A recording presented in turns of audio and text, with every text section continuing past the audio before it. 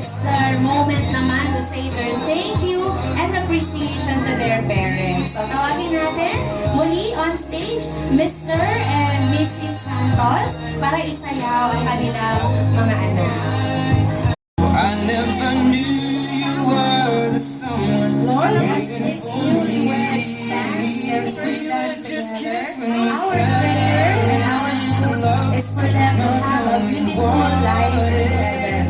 Dalangin namin, Panginoon, na i-bless mo sila, Panginoon, ng mas marami pang pagpapala, maging blessing sila para sa lahat ng mga tao sa paligid nila, at higit sa lahat, maging sentro ka ng kanilang pagmamahala. Tunay nga, Panginoon, that we are celebrating this precious moment with these newlyweds. At alam namin, O God, na you will bless them more and more. Hindi ito, Lord, yung pagtatapos ng kanilang sasamahan, but this will be the start of a new beginning.